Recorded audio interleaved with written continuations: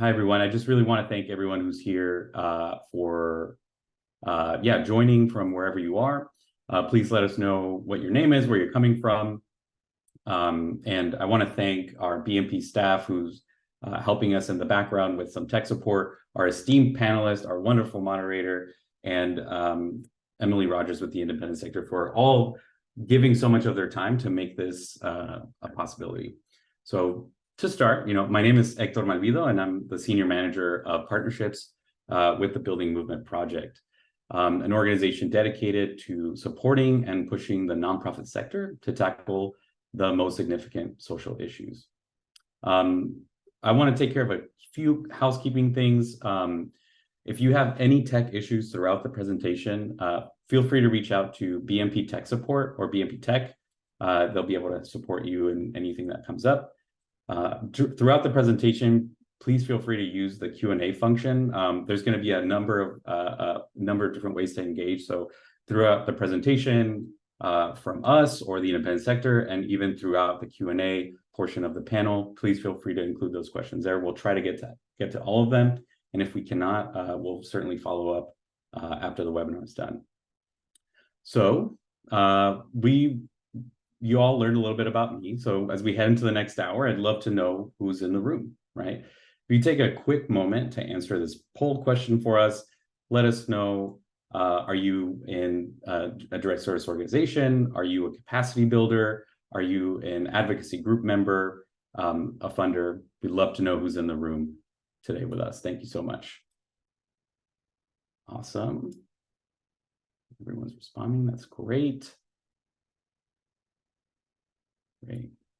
So, yeah, this looks good. So thank you so much for everyone for responding. It looks like we have a lot of people from a lot of different places, advocacy groups, nonprofit professionals, and direct service org leadership, which is great. I'm happy to see that there is direct service staff here as well, frontline staff. Always good to see those folks here. So there is a ton of really good stuff to look forward to today. We're really excited to have the independent sector here with us, who will be sharing some of the recent findings on the nonprofit sector's sort of retreat from advocacy and lobbying in the recent report. We're also really excited to hear from our esteemed panel, right, of service leaders who will share with us what their experience has been leading social change work as service providers. And finally, the reason why we're all here, the security wellbeing framework as a tool for service and social change. We're excited to get into all of those details, but I'd like to take a second to explain to you all how this framework was developed and provide a bit of context on its purpose. So for the past 20 years, the Building Movement Project has been engaging with direct service organizations in a variety of ways that have always taken stock of the potential that these groups have to make a difference. A few years ago, BMP convened a cohort of service providers in New Mexico to connect and learn from each other. And some of the members from this cohort were really interested in challenging their current lane of service provider work that they were always been doing, right? They wanted to think about how they could engage in social change work while also providing essential services. What would that look like, right? And how could this lead to positive change for communities they serve? Their conversations and their visioning and this new set of goals, and a new set of goals, rather, that refocuses efforts to move clients and the people from security to well-being, right? Which is what led to the creation of the framework. In its most simple terms, it's a new visual tool and a framework that supports service organizations to begin or expand their social change work, right? The visual is to help orgs move from one end of the spectrum, where you find social good on the left-hand side, to the right-hand side, where you see broad social change. Traditionally, service providers have been focused on the social good section, right? Something we value and we see as indispensable. On the left, we see some of the things that provide security, such as shelter and food. And those are the things that really just bring security to anyone, really. The framework connects and looks at these factors like personal resources and the environments, like systems and structures they're in, and moves them across the spectrum towards broad social change. Where we see communities are given agency, a sense of place and belonging, and their culture and identity is honored. So I've been saying a lot of like security and well-being, and I just want to explain to you all what they actually meant by security and well-being. So When we talk about security, we're really speaking to what organizations already do so well, right? Activities that help stabilize their communities, such as providing affordable housing or rapid rehousing to people experiencing homelessness, services for immigrant communities, after-school educational programs, food and childcare supports for families, and really all of the above. When we talk about well-being, we think about what role service organizations can play, right? The role they can play in the liberation of systems of exclusion and oppression that create the need to stabilize communities in the first place.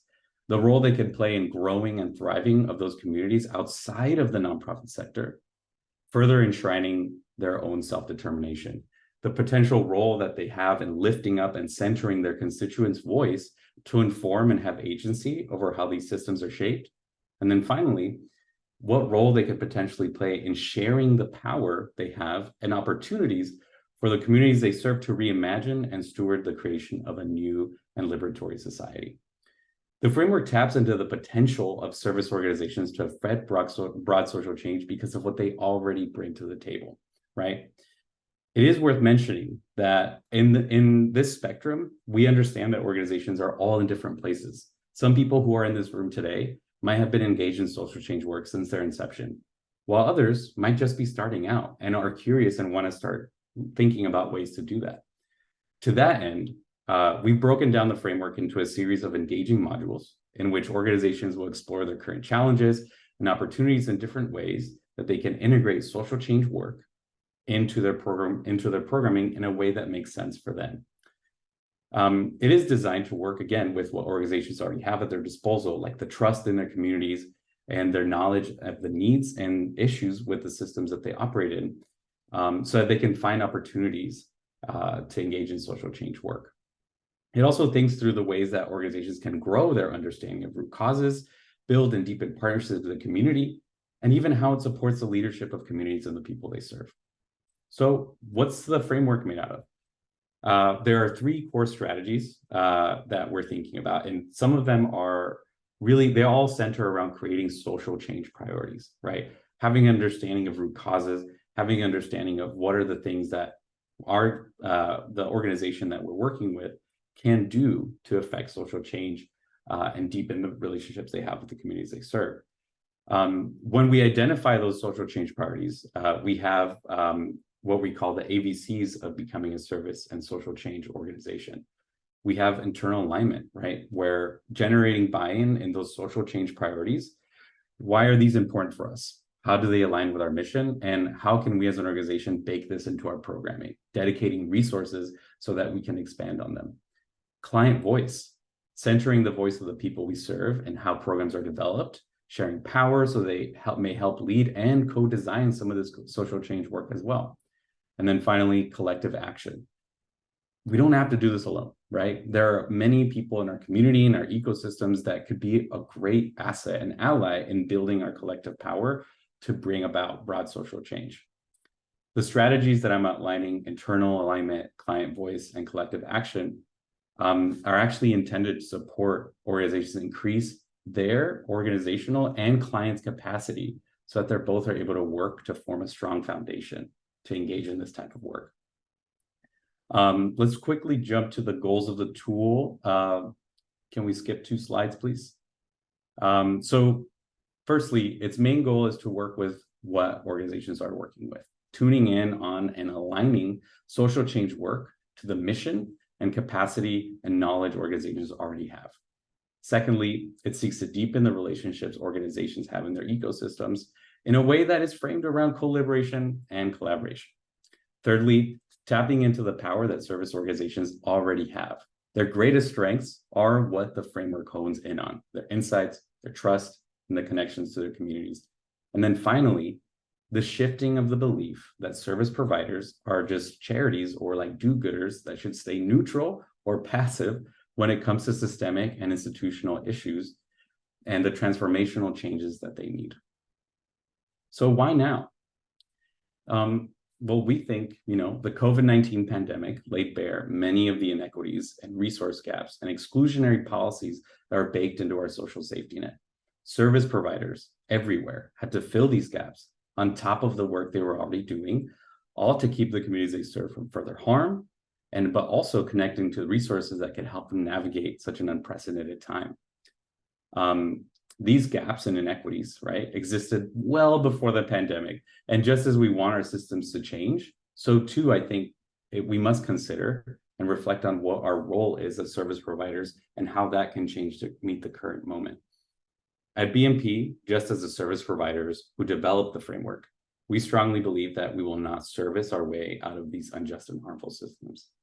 Now more than ever, we think that service organizations can play a critical role in changing the status quo and moving the needle closer towards liberation for all of our communities.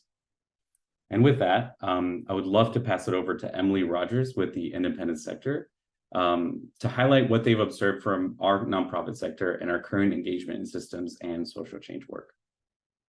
Thanks, Hector. So we did some research, or we commissioned some research at independent sector to get at the current state of nonprofit advocacy and public engagement. The last research of this kind was done over 20 years ago, and a lot has changed since then that might impact how nonprofits engage in this behavior. One example just being social media. Next slide, please. So we commissioned research from a team of academics at American University, George Mason University, and the University of Massachusetts, Boston. And the survey was fielded to a random sample of US-based nonprofits. So that is to say that this is a rigorous nationally representative study. Next slide. So diving into some of the definitions that we used in the survey, lobbying involves taking a position on specific legislation, local, state, or federal, and communicating this position to legislators or their staff, either directly or indirectly. And then advocacy involves attempting to influence government policy, again, at the local, state, or federal level. This may include lobbying, but it also involves educational and information sharing activities, such as sponsoring events to raise public awareness of an issue, conducting research, educating the public about policies that affect your organization, or participating in coalitions. Next slide, please.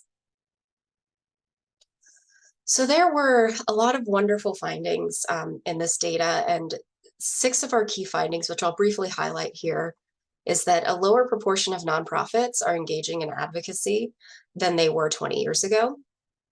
Mission plays the largest role in determining nonprofit advocacy. Significantly fewer nonprofits know what advocacy activities they're legally allowed to do now than they did 20 years ago. Only 13% of nonprofits are doing voter engagement work. Nonprofits that belong to coalitions or collaborative groups, either policy-focused or service delivery-focused, end up advocating at higher rates than those that do not. And then even though the majority of the sector reports having a DEI or diversity, equity, and inclusion statement, only 36% of those are engaging in advocacy to create these more equitable systems. Next slide, please. So overall, about 31% of nonprofits are engaged in advocacy or lobbying activities, or both, over the last 5 years, which is less than half of the percentage of nonprofits that reported ever lobbying in 2000. So that's over 2/3 of nonprofit organizations that are not engaging in advocacy or lobbying at all, which is a lot of power to leave on the table. Next slide, please. So this research replicated a quiz from the last study that was done in the year 2000 that assessed nonprofit legal understanding. So what we found is that organizations today have a good understanding of what they're not allowed to do. However, significantly fewer nonprofits today know the advocacy activities that they are legally allowed to do compared to 20 years ago. And you can see that that difference between the blue bar and the gray bar on that slide is pretty striking. For instance, in 2000, over half of 501c3 charities knew they could support or oppose federal legislation, compared to 1/3 today. Next slide. So of the 31% of nonprofits that report advocating, what do we know? We know that while environmental organizations make up a small portion of the sector at about 5%, they're engaging more than any other subsector in advocacy and lobbying. And then human services organizations, which I think a lot of you in the audience might be, you make up the largest portion of the nonprofit sector at about 36%. But about less than a third of these organizations are engaging in advocacy or lobbying. Additionally, organizational size in terms of annual budget is an important predictor, with larger organizations being significantly more likely to engage than smaller organizations. So when we take these findings with some other findings from the survey, this translates to over half of the nonprofit sector being excluded from the policy process, either through their lack of knowledge or from being factors related to being smaller in size. And because smaller organizations are the most prevalent across American communities, this disparity could have significant implications for the sector's voice and the communities that we serve. Next slide, please. So nonprofits working at the state level or regionally within a state are more likely to engage in policy advocacy than organizations working in other capacities nationally, across multiple states, locally, or internationally. I want to point out that even though organizations that work at the local or multi-local level represent the largest segment of the sector at about 46%, they demonstrate the lowest level of policy engagement, apart from international organizations. Next slide, please. So when we dig into human services organizations in particular, it follows the same pattern. Local level demonstrates the lowest levels of policy engagement, falling slightly below the nonprofit sector overall. But interestingly, human services organizations working in states, across multiple states, nationally or internationally, are slightly above the nonprofit sector overall. Next slide. When we consider why organizations do or do not engage in advocacy or lobbying, they engage because they perceive policy engagement to be related to their mission. Policy engaged nonprofits, they also see organizational attitudes toward advocacy in general, help from coalitions, and then organizational attitudes toward policy decisions as encouraging.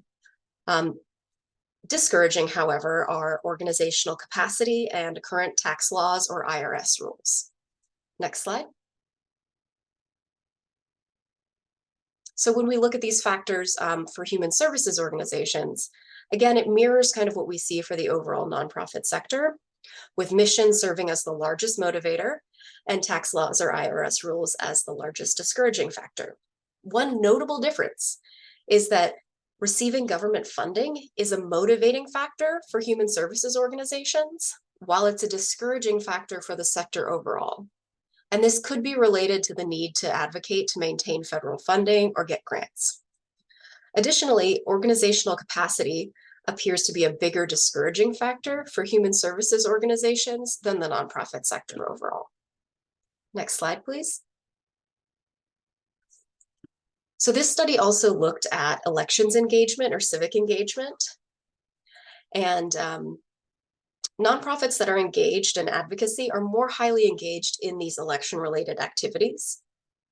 So these findings here, combined with other election-related data from the survey, suggest that while few nonprofits are engaging in elections work, when they do, they play a vital role, particularly promoting voter education and turnout, and that their efforts are important in low-income and urban communities, and when working with historically marginalized populations.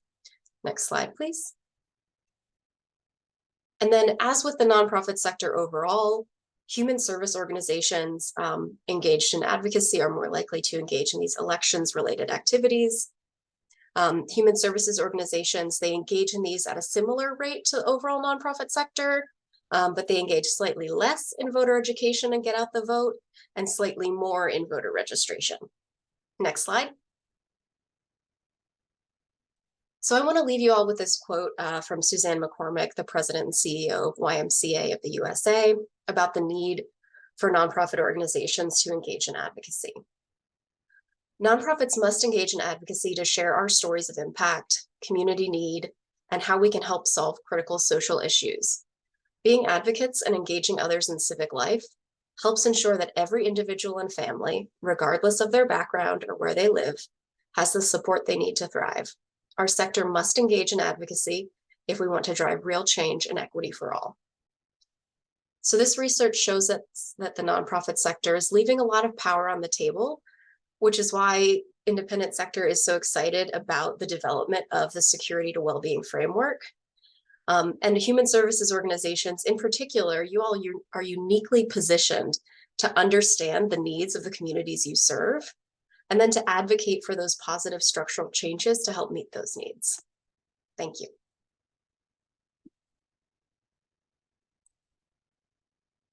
Thank you so much, Emily. I really appreciate your time, and you really gave us something to think about with this report. And I know everyone else here has a ton of questions. We feel free to ask any questions that you have on the report to Emily through the Q&A function. And just as a reminder, we will be sharing all the slides and more links with more resources after the panel in a follow-up email.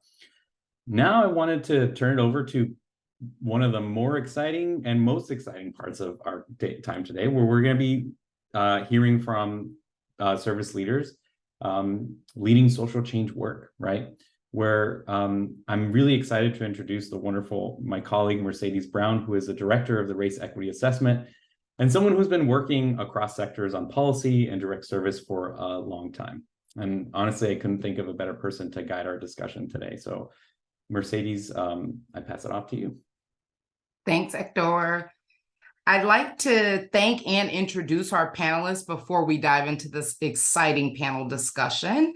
I'll start by introducing Myleka Burgos, who is with the Allapattah Collaborative. Thank you for being here with us, Myleka.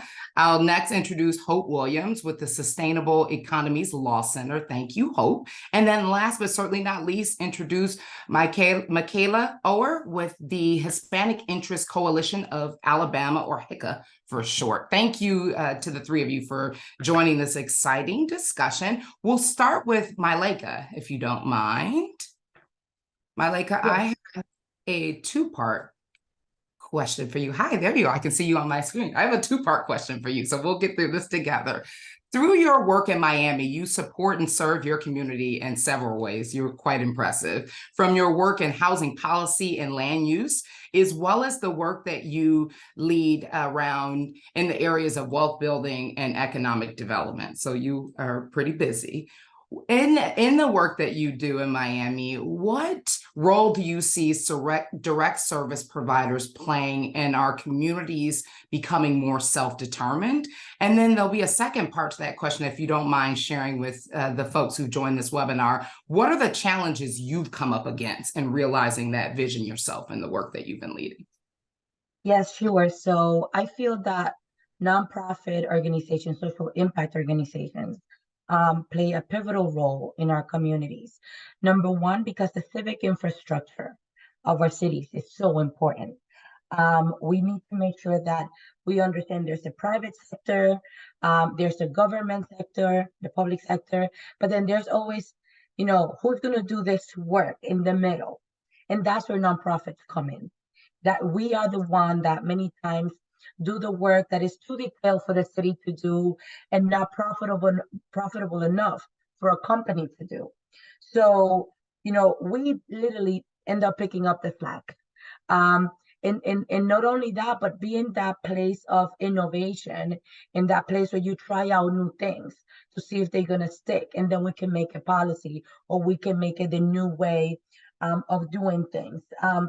One of the biggest misconceptions, and I think that Hector mentioned this a little bit, is that nonprofit is not charity. Nonprofit is needed work in our communities for it to move forward.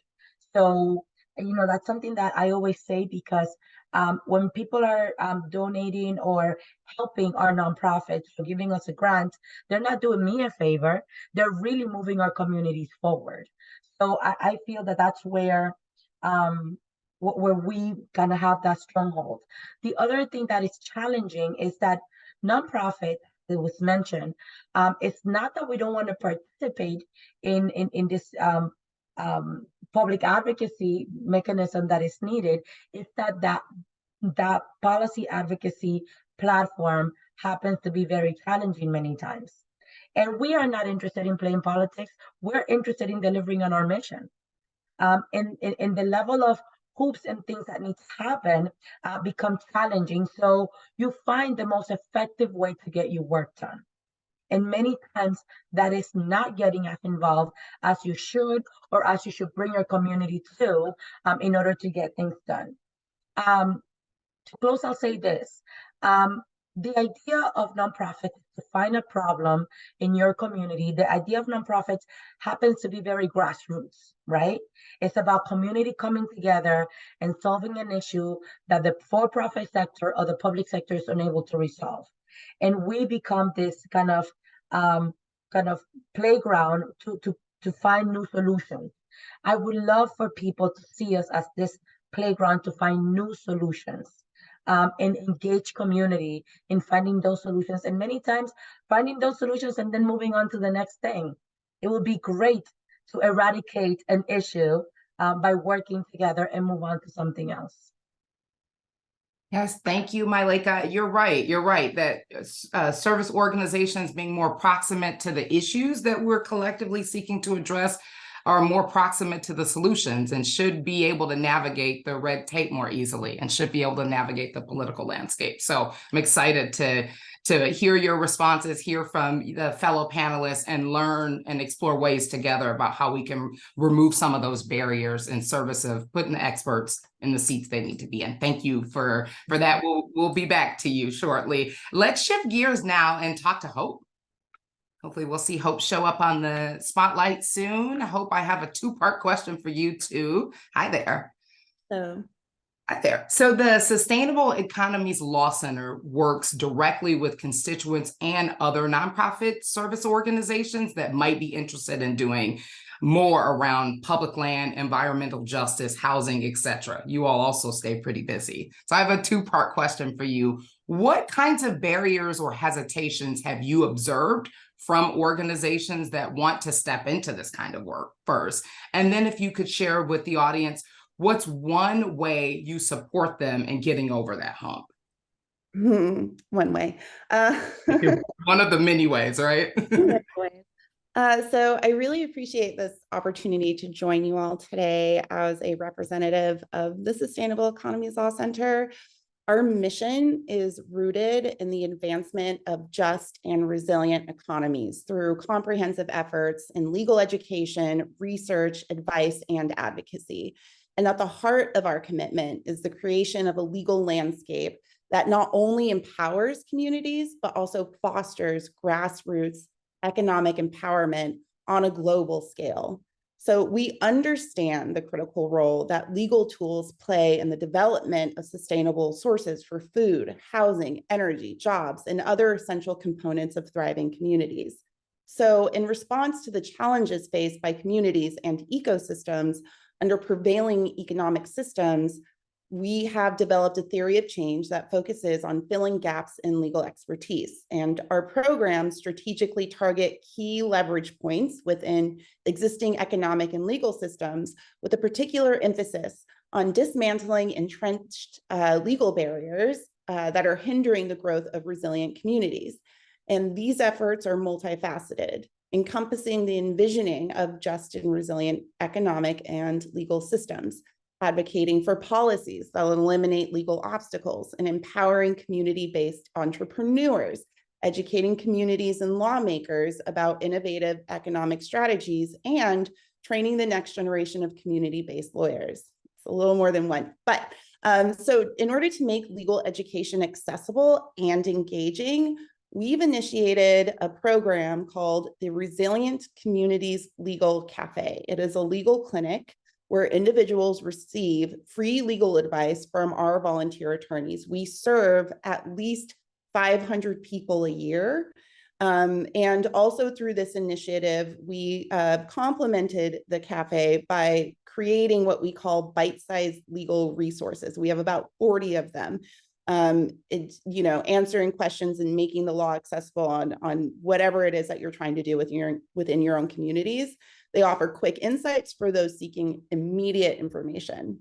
And then for legal professionals, we provide ongoing learning opportunities through MCLE workshops, diverse webinars covering various topics, and experiential learning opportunities at our legal cafes. So recognizing the common barriers that organizations face in their pursuit of impactful work, we actively support them in navigating financial constraints, legal intricacies, a lack of expertise, community engagement challenges, hesitations in policy advocacy, risk aversion, and concerns related to government relations. And through these targeted and collaborative efforts, our goal is to inspire and empower nonprofits, communities, people to take an active role in initiatives related to public land, environmental justice, housing, and more. So in essence, the Law Center strives, we try to be a catalyst for positive change,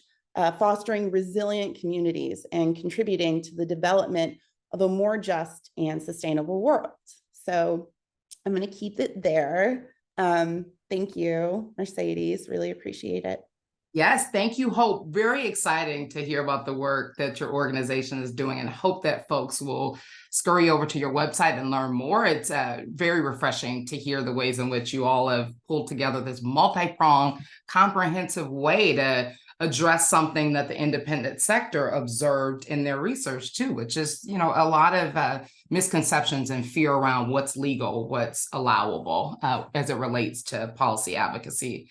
So thank you, Hope. We'll be back to you. Let's turn now to Michaela, or if we can, hopefully I'll see you soon. Hi, Michaela. The tech is teching. Hi, welcome. Thanks again for being here. While the Hispanic Interest Coalition of Alabama, or HICA, I hope that's how you pronounce your acronym for short, is historically a direct service organization that supports immigrant communities in the South, what are the motivations for you and your team to dedicate resources to creating a policy and advocacy team? Because you don't see that a lot. So really curious if you could share, like, what really did spur you all to put a strong stake in the ground and invest in those areas? Sure. Thank you so much. So I feel like there's so many reasons why we've decided to move forward with adding a policy and advocacy wing to the organization. But I will say, you know, in 2011, there was a law that came into place called HB 56. And essentially, it was an anti-immigration law that was put into place here in Alabama.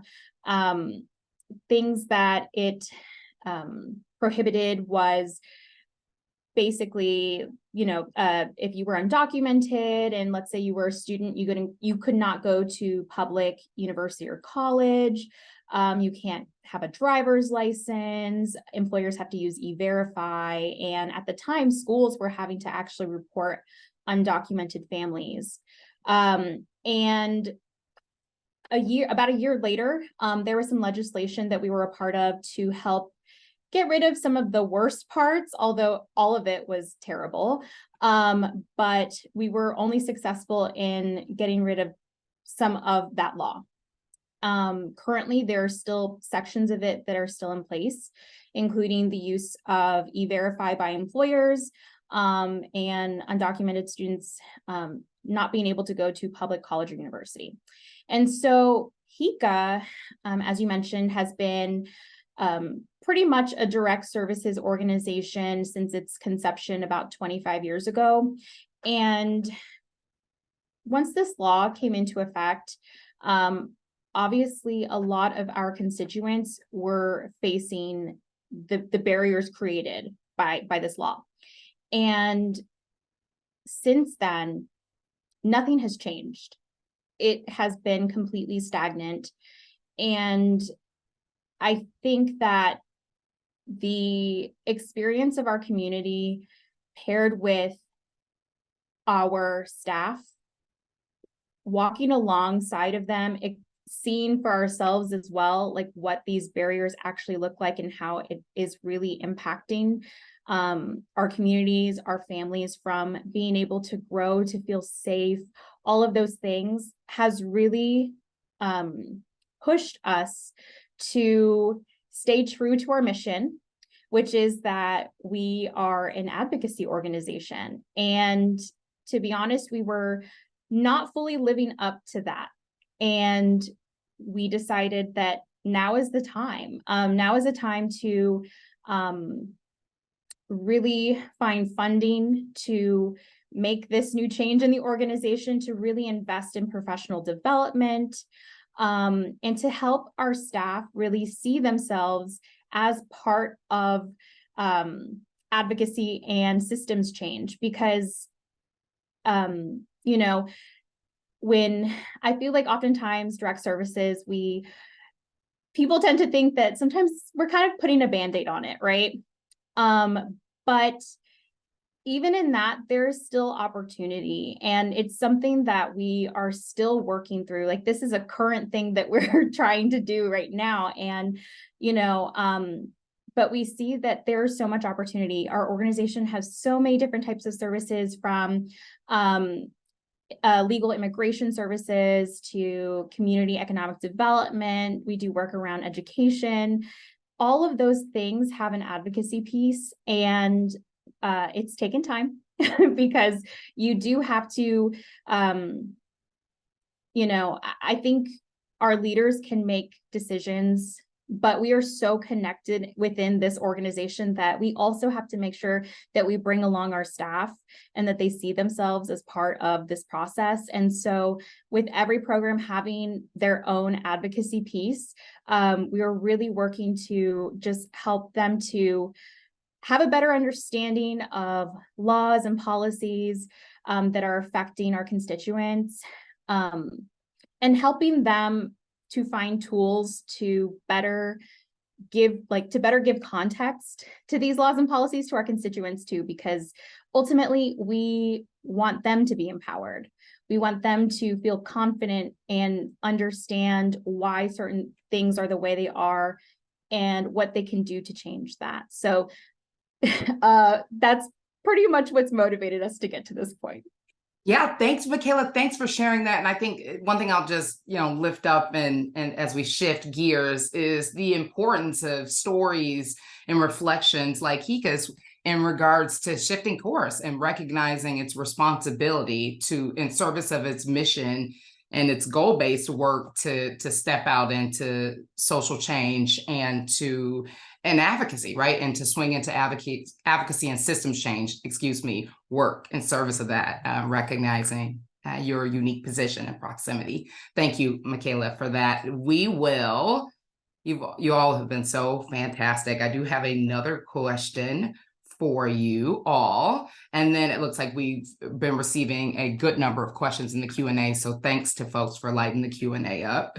Let's collectively come back together for a final question that I have for the three of you. So collectively, you all have deep insights and knowledge of the landscape of direct services, of the landscape that direct service organizations navigate daily. As we close our panel, could you share with us one big hope you have when it comes to direct service organizations engaging more directly in social change work in the way in which you all have spoke to with regard to what your organizations do? We'll start with you, Michaela, if you don't mind. Sure. I feel like I'll try to keep mine short and sweet, but I think one of my biggest hopes for the nonprofit sector, and as a trained social worker, I feel really passionate about just being able to push through neutrality. I feel like Hector said that earlier, and that's exactly how I feel. So to push through neutrality and to be bold.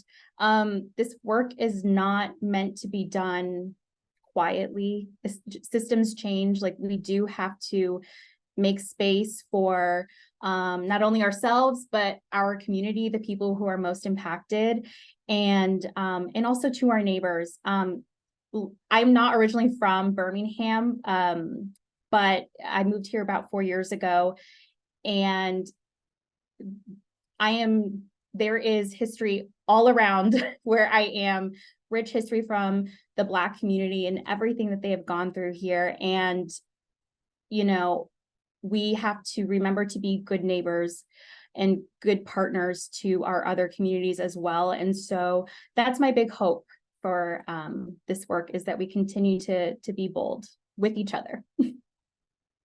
I appreciate that. Thank you, Michaela. The folks that we do this work in service of deserve more, right? We have to do this work loudly and proudly. Hope, how about for you? Same question. Yeah, sure. So, plus one, Michaela, I think being bold is important. I myself and the rest of the lawyers at our law center have a serious risk aversion to risk aversion. Fear of failure or negative consequences can be a significant barrier. And so organizations may be hesitant to take those risks associated with advocacy or projects in unfamiliar territory. And at the Law Center, we foster a culture of experimentation and learning. So we can share with you case studies, successful endeavors, and also provide a safe space for sharing experiences. And we can even offer guidance to calculated risk taking and get you to have a serious risk aversion to risk aversion. So thank you. Thank you, Hope. Risk aversion to risk aversion. I'll use that. Thank you. How about you, Myleka? We'll close out with you. Yeah, I think that a big hope for me is alignment along the private sector, the public sector, and nonprofits. Number one, the recognition of the place of nonprofits in our community and really strengthening that civic infrastructure. But also, that alignment to truly resolve and conquer the social challenges that we have. And I put the clear example of COVID. The moment that we all hit COVID, we came up with solutions around entrepreneurship and small business and healthcare. And so many solutions happened just because we were all, aligned in solving this invisible evil, right? But I think that in order for us to get there, I'm going to quote Trevor Noah a little bit here when he talks about the conversation.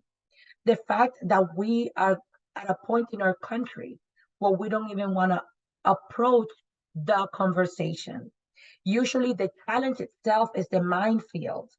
And now the conversation to resolve the issue is that minefield. And that is, paralyzing for nonprofits and for people in general. When people in your community say, I'm not going to get involved in advocacy, I'm not going to get involved in politics, because they feel the potential repercussion that can have in their personal lives, right? So I think that really dismantling this thing about having the conversation and disagreeing and coming to consensus and really aligning to solve social challenges is my biggest hope. Well said, Myleka. Well said. I won't even try to paraphrase. Thank you all for being part of such an important and thoughtful conversation. I do believe we have a little time, so we might be able to, Hector, I'm looking at my screen for you. We may be able to pull a few of the questions that have come in through the Q&A function. So thanks. A lot of answered questions and a lot of questions out there. Hector, are there a couple that you might want to lift up? Yes, absolutely. There's this one that's coming from Andy Carroll. And the question is, how can smaller place-based foundations and donors best support policy and advocacy, either at the local or state-based, for local or state-based service nonprofits? Is it general operation support, multi-year funding, how funding for advocacy work, other ways? Basically, what are the ways that these types of foundations can support service organizations who want to engage in this type of work? I can share something very quickly. And I'm glad that you picked this question, Hector, because many times big foundations, little foundations, community foundations, they support you with money. They give you funding, which is very much needed, right? But I think that sometimes we need that advocacy support. We need those resources that they can afford, that smaller nonprofits are unable to afford. And sometimes we need an accomplice. We need an accomplice because, for example, when I talk about small businesses and displacement and gentrification, I need someone that believes enough in our mission and in the work that we're doing to give us money, but also walk into City Hall with me or walk into a meeting with me to say, yeah, we support that work. And we align with that. So I feel that, we've had large corporations who have done that, and that is largely successful. But I think that's the next step that I think foundations and philanthropists needs to take, is really being there not only financially but in principle. I would love to add to this really quickly. The person who wrote the question, I think they listed a couple of different ideas, and one of them was general ops. And I, in my experience, that is one of the things that we spend a lot of money on throughout the year. You never know when the heating's going to go out or something, things are going to happen, right? And having free money that's a little bit more open that you can use for different things is so helpful to an organization. So I think that is, I know for us has been really helpful when it came to our donors or when we are receiving grants. And I think something else that I wanted to lift up was, I know that it's tricky to sometimes write grants for specific work around advocacy or civic engagement. We do a lot of civic engagement work, but I would say be creative. There's so many aspects to direct services that are either civic engagement related or advocacy related that we can really work into our grants. And one area that I feel like is really important that I've learned in the past 4 years that I've been working here, I rely heavily on volunteers. Volunteers are really the backbone of everything that we do. And we are always looking for ways to give back to them because they're giving up their time. They're, doing all of this work for us. Sometimes the conditions are hot, all of those things. And so finding ways to fund, stipends or, snacks and food. But I can definitely say volunteers really appreciate when we can give them a stipend. I really feel like that makes such a huge difference. So as a funder, that's really important too. So you might think why are they asking for this? But it really is important. It's an important part to keeping our community engaged and helping us create change. Yeah, free money. Woo. So I guess one of the things I'm relatively new to the grant writing at the Sustainable Economies Law Center, and I've learned a lot. And one of the things that I'd like to offer is a lot of these nonprofits are really scared to reach out to funders, to big money. It's nerve-wracking to ask for money. And I think one of the ways in my ideal world is that some of these funders would kind of dive in deeper into their communities to see what these nonprofits are doing and then connect with them directly. I think it, would be perfect. I don't think I've seen that happen yet. So I'm going to put that out there for the funders on this call. Thank you. Thank you so much, everyone, for your thoughtful responses. I think we have time for maybe one more question, just super quickly. And this is coming from someone anonymously. How did you build that buy-in? What work did you do to help the board of directors or the leadership, the people who are stewarding sort of the direction of the organization, move towards the social change work or advocacy that you all are involved in? Yeah. So speaking as someone who serves on 3 different boards, I'm sure we all do. The one thing that the Sustainable Economies Law Center has done is essentially take away the decision-making power from our board, because part of what restricts the nonprofit and their vision is that, that overbearing board that takes forever to vote on things, that really restricts what their vision is. And I feel like I can drop a resource in the chat so people can kind of take a look and see how we do things governance wise. But that to me, I feel like is really important. So, yeah.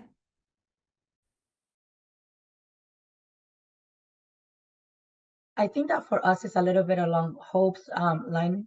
we have a community board, and the community board drives the mission of the organization. I mean, the Alapata Collaborative CDC was born out of a community engagement process, and the community created it, and the community continues to lead. But we can't kid ourselves. If the resources were in my community, then we wouldn't need the Alapata CDC, right? So in order to have a board, what the board focuses more on is on bringing resources and bringing people into our board that could be influential in making sure that those changes can happen in our community in a successful way. So making sure that we have the right developers and the right lawyers and the right accountants, so they are able to strengthen and beef up the things that we don't have the internal capacity as a community to do. So they can help us, find investment vehicles. My community may not have, the latest and greatest information on that, but if I bring people to be on my board to do that, they then come to the board to expand our mission as far as the implementation of the things that my community board wants to do.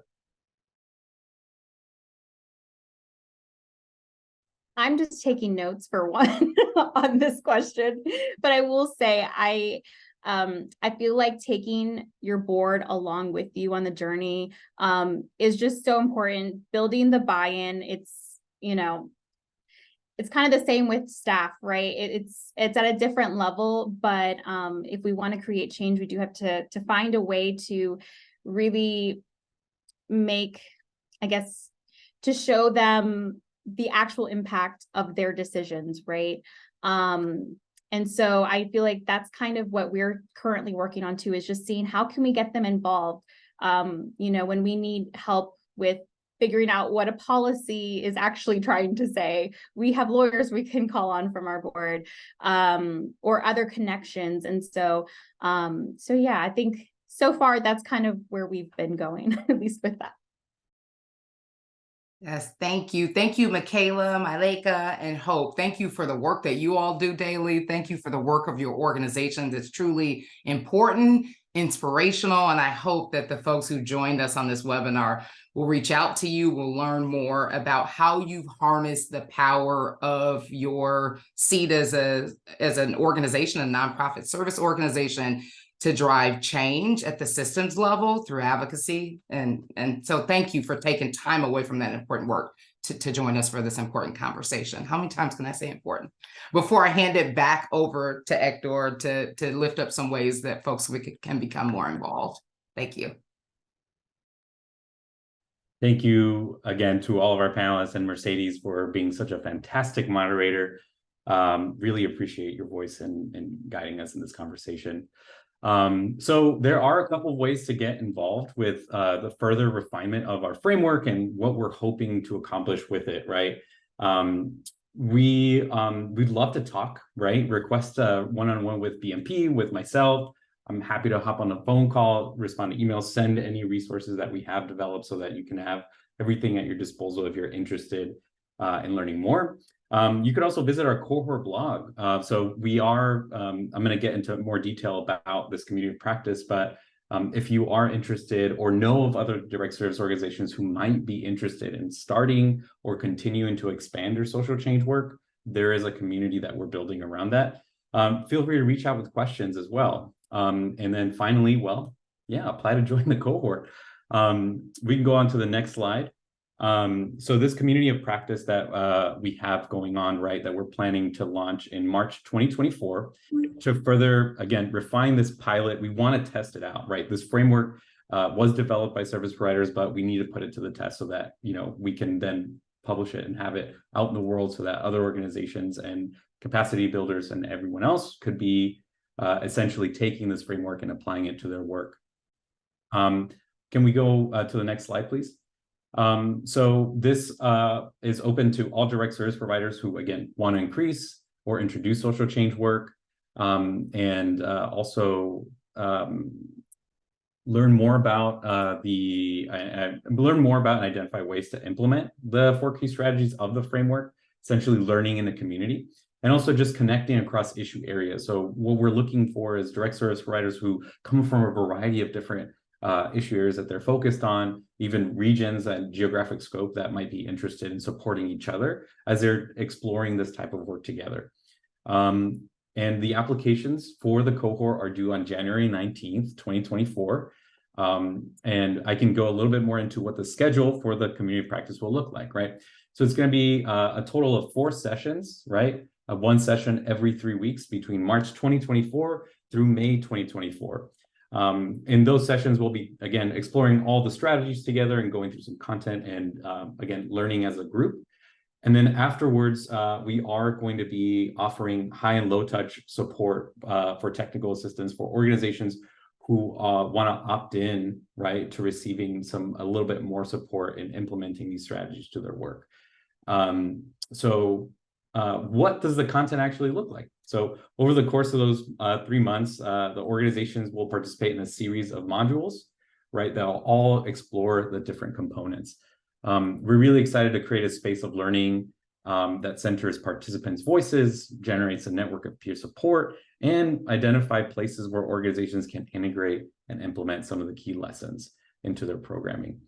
Our other hope, again, is through that this pilot, we're able to just refine this framework and make it stronger because iron sharpens iron, right? And we want service providers to contribute to the development of this so that we can have it out available to, again, capacity builders, consultants, and other service providers who want to take on this work on their own.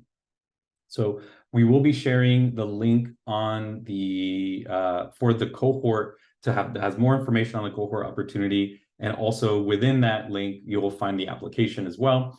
And we'll be posting that in the chat. So as we come to a close, I just want to close this out again with just so many appreciations for our panelists, for all taking the time to answer your questions and just being here in community with us. Emily Rogers with the independent sector for sharing such an invaluable research about our sector and sort of where we are. And then obviously our wonderful moderator, Mercedes, for being such a huge part of the conversation. And then finally, all of the people who had so much to do with making this webinar possible, my BMP colleagues, Jazz, Maggie, and everyone else who was just big there for support. And then finally, you, all the folks who took time out of their Thursday to join us today to learn a little bit more about our framework and have those important conversations about what role service providers can think about playing in developing and changing systems in their communities. So I want to continue this conversation. It's not the end all be all. So if you sign off today, please save my email, reach out to us on buildingmovement.org, on Twitter, and also through the links that are being shared in the chat. We will be sharing all of the resources that we talked about, include the slide deck, information on our panelists afterwards. But again, we'd love to continue this conversation as we move forward with the project. So thank you everyone for being a part of this. And thank you. Have a great day, everyone.